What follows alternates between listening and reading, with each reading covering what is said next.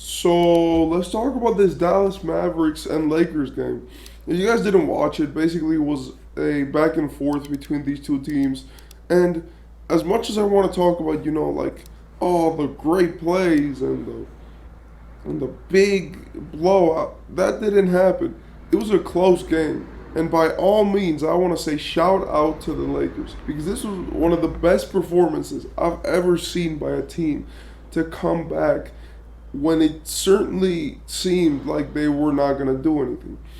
I just want to say, if you guys don't know, the Dallas Mavericks and the Los Angeles Lakers played yesterday.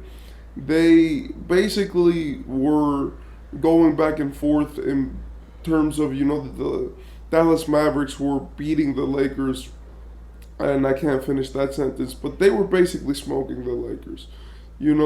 Kyrie was, it seemed like he was hitting every shot, and even though their percentages were bad, you know, it seemed, and if you watched it, it seemed like they were hitting every single shot that they were taking.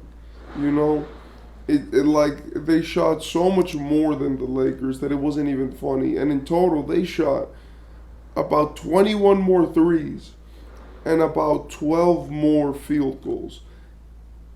That just lets you know the severity of it and how much worse it was in terms of, shooting proportion. But basically, the Dallas Mavericks went crazy. Kyrie Irving played a phenomenal game, hitting clutch bucket after clutch bucket, even the closer, the three which put them comfortably up top. Luka was playing great and hit some tough shots, and his playmaking was phenomenal this game. And the role players were playing great. Guys like Derrick Jones Jr., Tim Hardaway. It seemed like they were making the shots when they counted the most, even if they weren't making them efficiently. This was the trend for the first three quarters. It seemed like the players were just hitting everything. Everything was going great for the Mavericks. They were blowing them out by 20. And then in the third quarter, the Lakers just said, you know what? We can't let this happen. And they just went off. In between Austin Reeves and LeBron, they just went crazy. It seemed like they scored every point. Shout out to Taurean Prince because he had a masterful game. And it really just seemed like they riled back in the fourth to say, hey, even if we don't have the resources, to beat this team, because they didn't beat them. The Dallas Mavericks won by 3. They said, we're going to leave it all on the floor. And that was the mission. And they did. The Lakers at the end of the game, if you guys didn't see, there was like 3 LeBron threes from way deep, which he just hit. Austin Reeves was shooting everything, and it felt like everything was going in. Floaters, mid-rangers, shots. Taurean Prince has increasingly become one of my favorite players in the league, as the way he just is smart about basketball but can also understand his role is amazing. There was a play where he caught it on the wing and he immediately just took off forward, and then when he did, then he did a little shove and then he laid it up and in. And that was just purely him. That wasn't off of the assist, and he made his own play. And that, mixed being able to make your own play mixed in with the fact that he's one of the best catch and shoot players in the league, it made me really realize that he was amazing.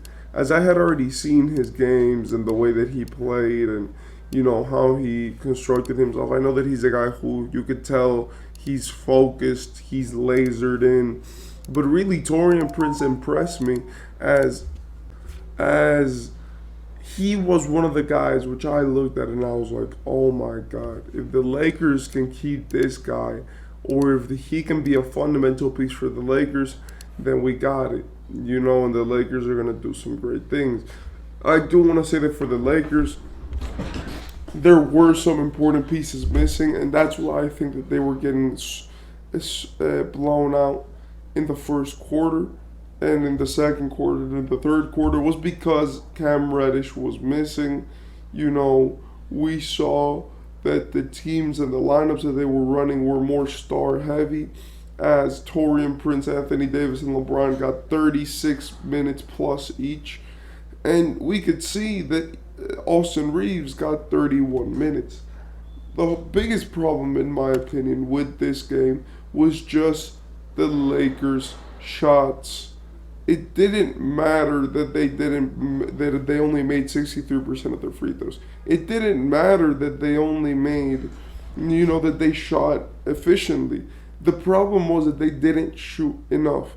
When the other team is getting 12 more shots than you in a game, and they're getting 21 more shots from three, there's a problem. Like, the Lakers shot 38% from three, and the Mavericks shot 32%. But since the Mavericks got 50 attempts, and the Lakers only got 29, then the Mavericks made more threes than the Lakers. And it was the same thing with the field goals. Like, the Lakers made more field goals than the Dallas Mavericks, and they shot more efficiently. But the Dallas Mavericks shot 96 of them, most of them being threes. And 3 is greater than 2. So if we're being 1,000% honest and if we're looking at this game, what we have to say is it doesn't matter if LeBron didn't make that one shot, because it was a ridiculous shot to make, right? Like, I'm sorry, but catching it off the inbounds, doing a half spin, and then putting it up and making it, like, he made that in the playoffs once, but there's no way we can expect that stuff to go in routinely. What I will say, though, is that as much as we can't expect that stuff to go in routinely, we do have to expect this team to play better. The biggest problem for the Lakers in the first half was rebounding. They couldn't rebound anything. They got out-rebounded in those first quarters, and in the end, they ended up making up for it.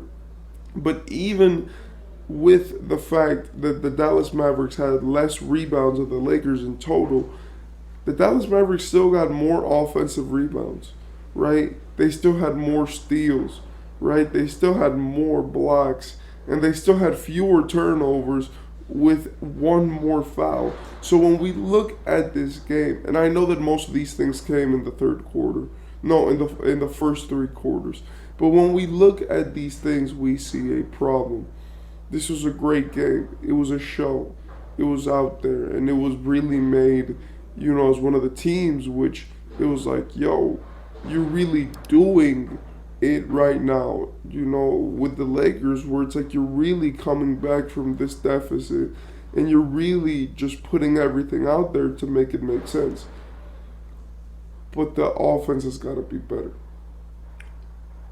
Apart from this, we had a few games yesterday, but about this game, and something that I do want to say, which I noticed and I really like, was LeBron James.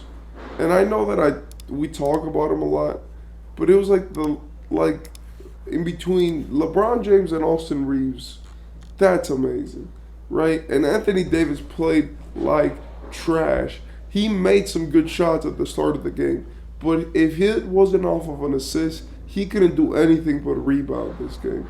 And I just want to say that Anthony Davis needs to be consistent. Now, I understand we won't give him the slack for a bad game. I'm not going to go and tell him that he's been trash when he's averaging 21 points, 12 rebounds, 3 assists, and 3 blocks, and a steal. Like, the guy's been amazing in the regular season, but in such a big game, you need to step up. Anthony Davis needs to step up. I'm sorry, but when your team is heavily reliant on LeBron James, Austin Reeves, and in this game, Torian Prince, right, versus the Dallas Mavericks today in the fourth quarter to try to come back from this deficit, they need you there. For every shot that they miss, there has to be a rebound. You have to go and get your own, thing going and make some shots and be a clutch player.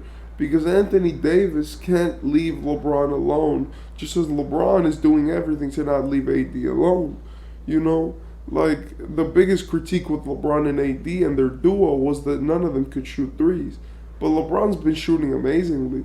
And last game, he made 4 threes in the clutch. So when we look at this game and when we look at AD, we have to say you have to be better for your team to succeed. And that's just basic basketball, right? Like he is so effective on defense and in the paint that he could just stand there and grab rebounds, block shots, and get steals, and he would still contribute, in a positive way to this team. But when it comes to actually making the impact that matters, there is something to be said about how Anthony Davis has not been doing that consistently for the Lakers. Like, yes, most of the times that you tune in, he'll have a great game. But when the Lakers lose or when they find themselves in a tough spot, Anthony Davis is just not there to show up. And that's all I wanted to say. I feel like AD's got to be better. But yeah, see you next time. Peace.